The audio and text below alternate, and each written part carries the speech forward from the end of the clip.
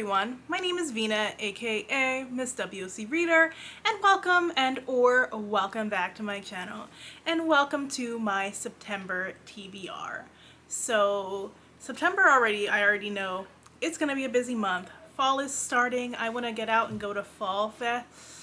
One of them, I might go to two of them, depending on what weekends they fall on. I have family visiting, so I'm going to be doing all the fun stuff of going out and about with them when they come.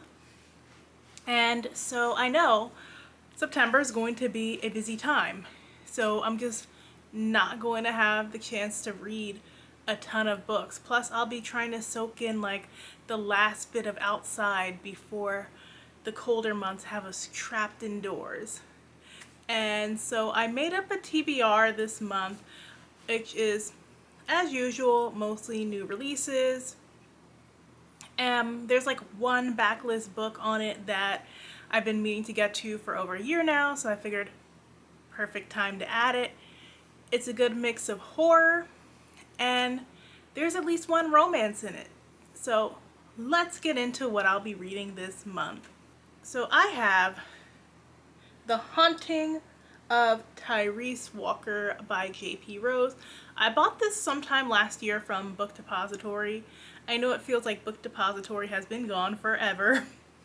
And it is I think it's a YA horror, or I'm not really sure. He looks kind of teenage-ish. I truly do not remember. It's a UK. It's a UK production. I was following, I think, the author on Twitter through mutuals, because I have a lot of black authors who write kid lit who live in the UK as mutuals. And I saw this, it sounded interesting, and I decided to buy it and check it out. So after a shocking event leaves Tyrese struggling with grief, he's taken to visit family in Jamaica. From the first night, strange things start happening. Impossible visions, blackouts, swarms of insects, and the discovery of a grave hidden deep in the forest. Tyrese can't explain what's going on, and he's scared that he's losing his grip on reality. Then Tyrese is warned he's being hunted by the mysterious Shadow Man. Under threat, Tyrese and his friends set out on a terrifying journey across the island to try and uncover the Shadow Man's sinister history. Who can Tyrese trust when his own mind is falling apart and there's nowhere left to hide? It's also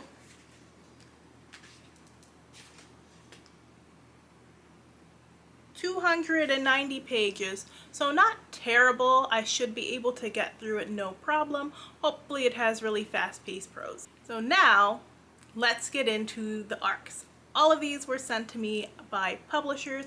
All of these will be linked down below with buy links in case any of you guys are interested in them. I am an Amazon affiliate. I do get a tiny commission if you do buy through the links, so if you are planning to buy from Amazon, I'd really appreciate it if you use my links. So the first one I have is Shadow Coven by S. Isabel. And I know what y'all are thinking. Vina, didn't you read The Witchery last year and it was a mixed bag for you? Like you didn't like the millions of POVs that were in it? Yes, I did struggle with the tons of POVs that were in it. However, there were two I was actually interested in, and that was Iris and Talia. I found their stories interesting. I was kind of curious to see how they were going to continue. Talia's storyline was unfinished from the first book, so I got the arc from Scholastic, and I figured I gave that one like a 3. Maybe it'll be a little bit better now that the world is set up. And I've been writing like a witch-based fantasy this year, so I'm not trying to read too many things similar to it, but at the same time I have been observing how people write their witchy fantasies, and I'm curious to see how this one concludes. The Fall of the House of Tatterly by Shanna Miles. So I read Shanna Miles' debut. It was a YA. It was pretty cute, but this one has me intrigued. I love the title, which is really a play on all of the House of Usher. And this is a middle grade, spooky, horror, gothic, all the stuff.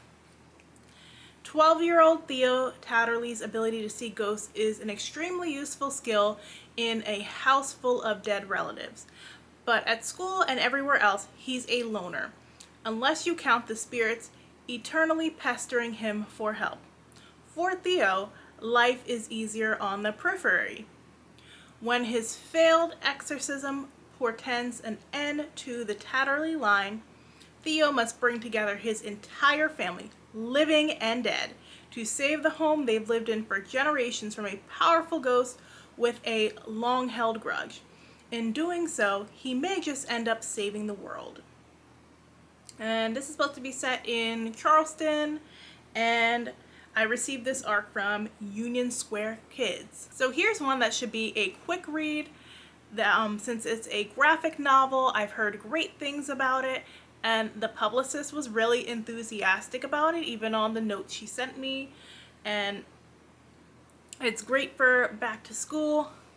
I want to sit and read it with my niece. We're doing some read together stuff lately for me to get her into books and continuing to stay in books. So this one is Curlfriends, new in town, and it is by Cherie Miller. And the premise is Charlie is starting fresh at a new school again. Making friends has never been easy because of her military family's frequent moves. She's determined to reinvent herself as likable and cool. But is erasing the real Charlie the best way to get her classmates to like her? When everything doesn't go according to plan, like at all, Charlie meets the Curlfriends, a group of black girls who couldn't be more different from one another. With this group, she learns that maybe there is a place for her to be her true self after all. Curlfriends New in Town kicks off an exciting new graphic novel series that will feature an all-black cast and a different character story each volume. This is exciting! Also, I remember saying last year I did want to see more black books with military kids. I know quite a few people who have military parents. Their parents were in the military at one point, and there's just not a lot of books out there that portray that experience. I remember talking to Brittany from Read with Melanin about it. I need to go tell her about this book. And we were really talking about how that's something we want to see more and more on Page, so definitely looking forward to this. This one was gifted to me by Little Brown for young readers.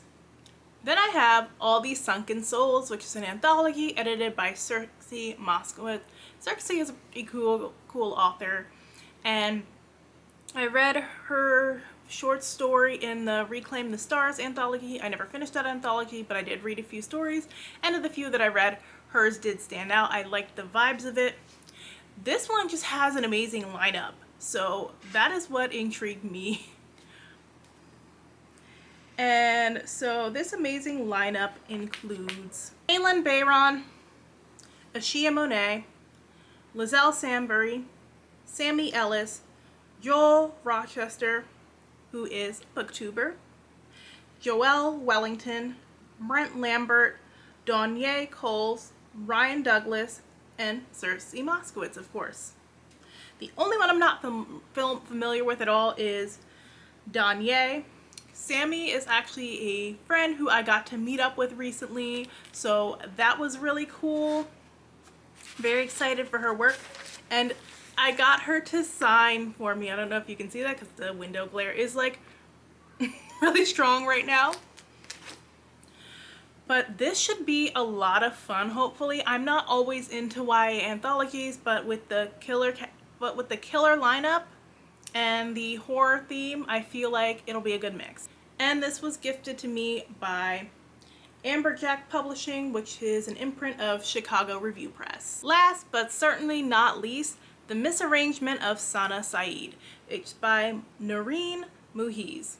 So she actually reached out to me, slid in my DMs, asked me if I wanted an arc. I said yes, and it's like a Desi romance with a little bit of drama, so it definitely intrigued me. 33-year-old hijabi Sana Saeed has put away her childhood dream of Ish, an all-consuming, sweeping love. The arranged dates she's agreed to have failed time after time, and she has responsibilities to consider, namely her sweet, autistic younger brother Zia. Sana and Zia are a package deal, and she wouldn't have it any other way. But their traditional mother won't allow Sana to be named as his future guardian unless she's married. When Daniel Malik walks into Sana's office at the Department of Environmental Conservation, she's astonished. Their childhood friendship has been a cherished memory ever since a feud between their families put an end to it 18 years ago. But there's no chance of them becoming close again. Daniel may be as hot as a Bollywood heartthrob, but not only is he Sana's new boss, her mother would disown her if she ever brought him home. With the clock ticking, Sana agrees to a marriage arranged by her family. She's seen plenty of arranged marriages grow into love. Maybe that will happen for her too. But when a high-stakes case at work forces Sana and Daniel to team up, they find themselves less able and willing to play the part of good Desi children. Now, Sana must make a choice: family and security, or the man who claimed her heart long ago. I love me a good Desi drama, so that definitely intrigued me. Super curious about this one, and I can't wait to share all the details with you guys. So that is everything that I plan to read for the month of September, at least for now. And it's gonna be a jam-packed month, so I'm hoping I can squeeze it all in. You'll have to wait and see in October. If you like this video, make sure and hit that like button. Thanks so much for watching, and I'll see you guys in the next one. Bye!